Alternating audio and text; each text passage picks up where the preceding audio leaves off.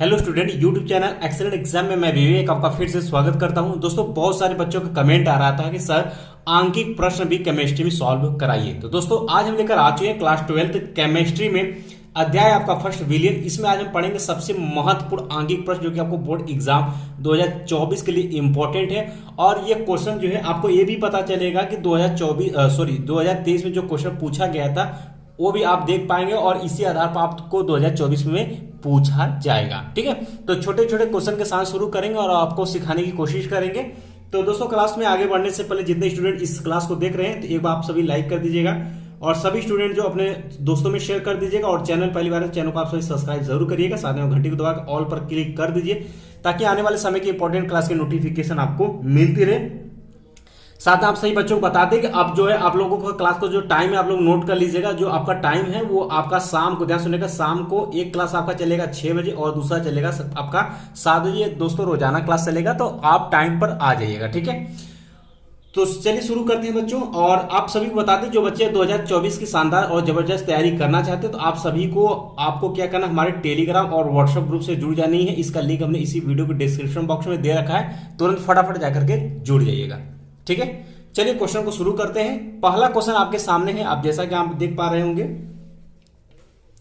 ठीक है, तो दोस्तों पहला क्वेश्चन आप देख पाएंगे कि पहला क्वेश्चन जो है कि भारानुसार, ध्यान सुनेगा, कि क्वेश्चन कहता है कि भारानुसार 30% ग्लिसरॉल, ठीक है, इसका फार्मूला ऑलरेडी आपको दे रखा है C3H8O3 के जलीय, ठीक है, जली विलयन में ग्लिसरॉल के मोल अंश की गणना करनी है। ध्यान सुनिएगा, मोल किसकी पूछा है, मोल अंश की, और मोल अंश के अंदर फार्मूला ऑलरेडी आप सभी को बता दिया है। ठीक है, अगर बात करें बच्चों तो ये आप देख पाएंगे बोर्ड एग्जाम 2023 में पूछा गया क्वेश्चन है और ये आपको पूछा गया था 2 अंक में। ठीक है, और ऐसे ही क्वेश्चन पूछा जाएगा। अगर आप चाहते हैं कि आपको अंकित को चाह करके भी नहीं छोड़ सकते, क्योंकि दोस्तों सिलेबस में डायरेक्ट आपको ये लिखा गया है कि कम से कम, ध्यान बोला गया है उसमें कि कम से कम आपको 8 अंक के आंकिक प्रश्न मिलेंगे पेपर में। तो आपको भागना नहीं है, इस बार 3 ही चैप्टर है, अगर आप मेहनत करेंगे तो आपका आंकिक कंप्लीट हो जाएगा। ठीक है, ध्यान सुनिएगा, सभी बच्चे ध्यान देंगे कि आपको आंकिक प्रश्न में क्वेश्चन बैंक अगर आपके पास है तो सिर्फ आपको बोर्ड पेपर में आए हुए, ध्यान सुनिएगा, बोर्ड पेपर में आए हुए क्वेश्चन ही आपको क्या करनी, सॉल्व करनी है। पूरे जितनी समय बचे बस उतना ही अगर आप करेंगे। आप बेसिक कंप्लीट जरूर करिएगा, जैसे आप मैथ में कंप्लीट करते हैं बिल्कुल उसी तरीके से, कि इस टाइप का अगर क्वेश्चन आपको चेंज करके पूछ दिए, जैसे मूल अंश की गणना करना आपको आना चाहिए, इस तरीके से करेंगे तो हो सकता है कि नसीब अच्छा रहा तो सेम क्वेश्चन मिल जाएगा, अन्यथा थोड़ा सा इसमें डेटा चेंज करके आपसे क्वेश्चन पूछ लिया जाएगा। ठीक है, तो हर तरीके से आप सभी बच्चों को तैयार रहना है। चलिए शुरू करते हैं क्वेश्चन। तो क्वेश्चन आपको हमने बता दिया, कहता है भारानुसार कह रहा है 30%, किसमें 30%। जैसे ही आपको बोल देता है 30%, तो हम अनुमान किसमें लगाएंगे कि ये जो बात हो रही है किस पर हो रही है, 100% पर बात हो रही है, जिसमें कि आपका 30% क्या आपका ग्लिसरॉल।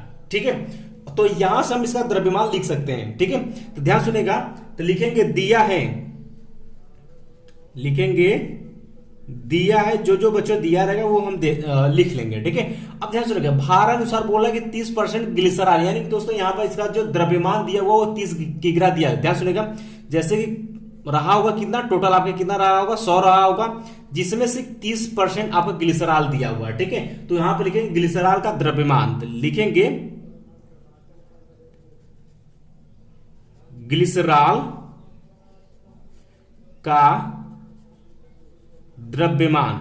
ठीक है, तो कितना हो जाएगा, 100 में कितना दिया 30%, तो ये हो जाएगा आपका कितना, 30 ग्राम हो जाएगा। ठीक है, अब बचा कितना, यानी कि टोटल कितना था 100% में 30% ये हो गया, तो बचा कितना, तो 100 माइनस के कितना 30 करेंगे, कितना बचेगा 70। तो 70 ये क्या बचा, ये जल का, ध्यान से किसमें बोला गया है कि जली विलयन में, बोला किसमें क्या, जली विलयन में। तो जली विलयन हमारा कितना, जली विलयन यानी जल का द्रव्यमान कितना बच गया, 70 ग्राम। तो यहां पर हम लिख देंगे कि जल का द्रव्यमान, जल का द्रव्यमान बच्चों कितना हो जाएगा, यहां पर 70 ग्राम हो जाएगा। ठीक है, और ये सब चीजें हम क्यों लिख रहे हैं, क्योंकि हमें मोल अंश की गणना करनी है। तो सबसे पहले हम तो मोल निकालेंगे अलग अलग, और इसके बाद मोल अंश की गणना के लिए फार्मूला हम लोग लगाएंगे। अब जैसे कि मोल, ध्यान सुनिएगा, मोल निकालने के लिए हम लोग फार्मूला जानते हैं कि मोल बराबर क्या होता है, भार बटे क्या होता है आपका अणु भार। यही तो होता है, ये सूत्र होता है, याद रखिएगा। तो यहां पर ऑलरेडी इसका द्रव्यमान या इसका भार हमने निकाल रखा, इसका भार निकल गया, ठीक है। और लेकिन इसका अणु भार, अब क्या करेंगे, ग्लिसरॉल का अणु भार निकालेंगे और उसके बाद जल का अणु भार यहां पर हम लोग निकालेंगे। तो जैसे कि ग्लिसरॉल का फार्मूला भी आप देखिएगा, ग्लिसरॉल का ये फार्मूला था, इससे हम इस फार्मूले से हम इसका अणु भार निकाल सकते हैं। आप सभी को निकालना आना चाहिए। तो लिखेंगे यहां पर कि ग्लिसरॉल का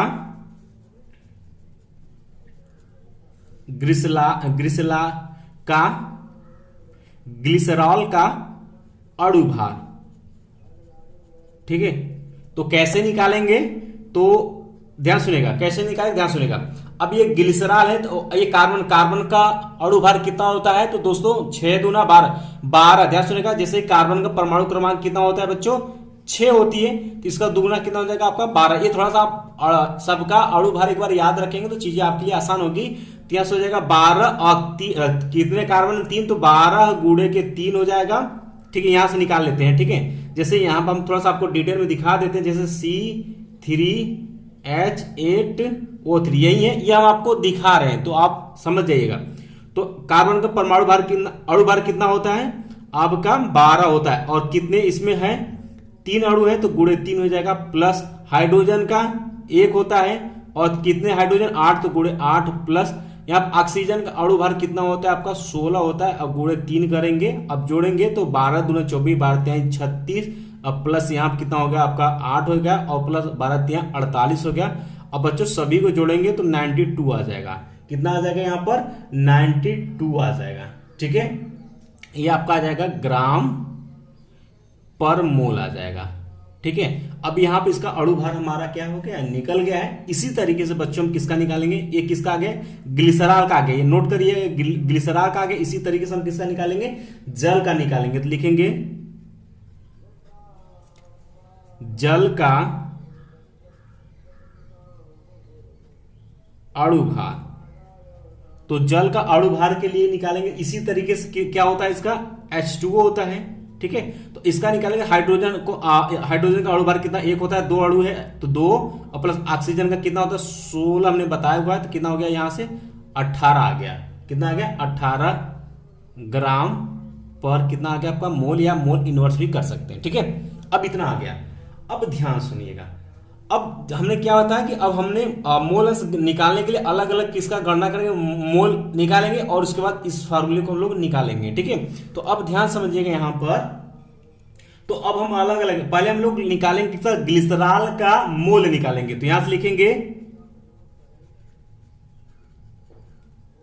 ग्लिसरॉल का मोल। इसको अगर हम प्रदर्शित कर लेते हैं Na से, तो कोई गलत नहीं होगा। और इसका क्या होता है, भार बटे के अणु भार, क्या होता है सूत्र क्या, भार बटे के अणु भार। अणु भार किसका रहे, ग्लिसरॉल का। तो बच्चों ध्यान सुनिएगा, क्वेश्चन में हमें ग्लिसरॉल का द्रव्यमान यानी भार हमें 30 ग्राम दिया हुआ है, तो भार यहां पर हम लोग रख देते हैं 30 ग्राम। अब बटे के अणु भार हमने जस्ट अभी निकाला हुआ है, ग्लिसरॉल का अणु भार यहां बच्चों आप देख पाएंगे। तो यहां से कितना हो जाएगा, आप 92 यहां पर पुट कर देंगे। तो अब बच्चों यहां पर सरल करेंगे, तो आप भाग देंगे, सरल करेंगे तो ये आपका आ जाएगा 0.33, ठीक है। यानी ग्लिसरॉल का जो हमने मोल निकाला वो कितना आ गया आपका 0.33 ये आ गया। इसी तरीके से दोस्तों हम जल का भी निकालेंगे, लिखेंगे जल का मोल।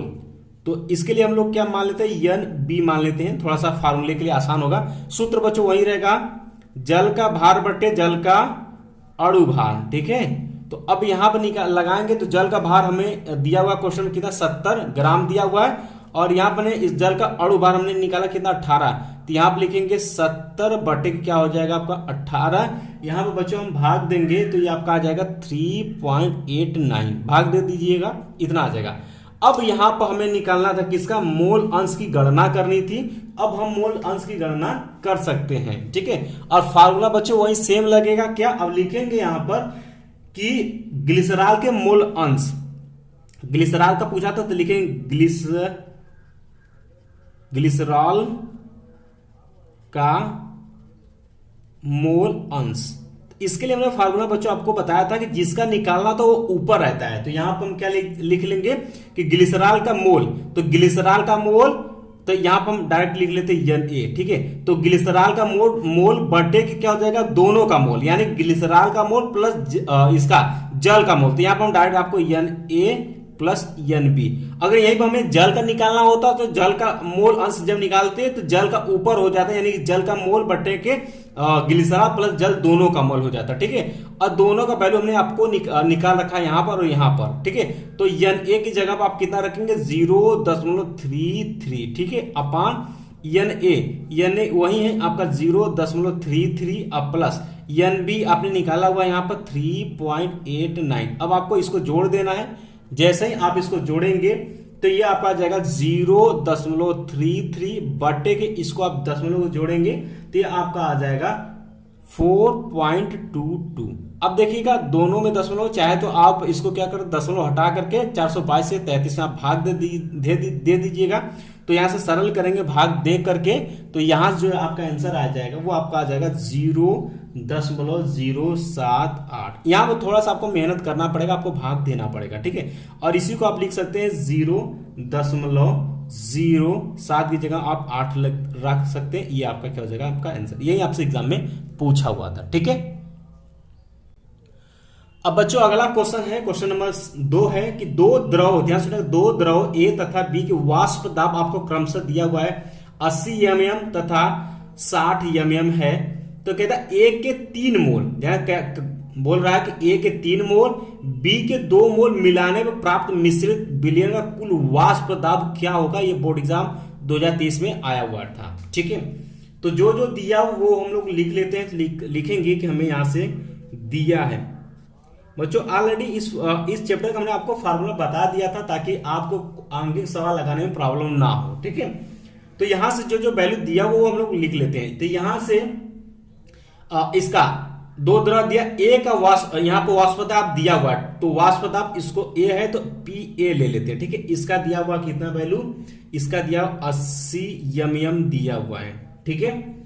और यहां पर जो है इसका और B का जो दिया हुआ है यानी कि PB जो दिया हुआ है वो कितना दिया हुआ है आपका 60 mm, ठीक है, इतना दिया हुआ है। साथ में आपको A के 3 मोल यानी कि Na यानी ये वाला जो मोल है वो कितना वैल्यू दिया हुआ है 3 आपका मोल दिया हुआ है, ठीक है, याद रखिएगा। और इसी तरीके से B का भी दिया हुआ है यानी NB ये दिया हुआ है आपका कितना दिया हुआ है 2 मोल, ये आपको दिया हुआ है। आपको कुछ नहीं करना और आपसे पूछा है कि मिश्रित विलयन का कुल वाष्प दाब क्या होगा। इसके लिए एक फार्मूला भी याद रखिएगा, लिखेंगे मिश्रित विलयन का वाष्प दाब, मिश्रित विलयन का वाष्प दाब, ठीक है। यहां से क्या हो जाएगा आपका वाष्प दाब हम लोग मान लेते हैं P। तो ये फार्मूला कहता है आपका कि PA into NA plus PB into NB अपान के ये दोनों मोल आपके क्या हो जाएंगे, जुड़ जाएंगे, अर्थात NA प्लस NB। अब सभी का वैल्यू आपको दिया हुआ, अब आपको सिर्फ क्या करना है यहां पर मान ही रखना है, ठीक है।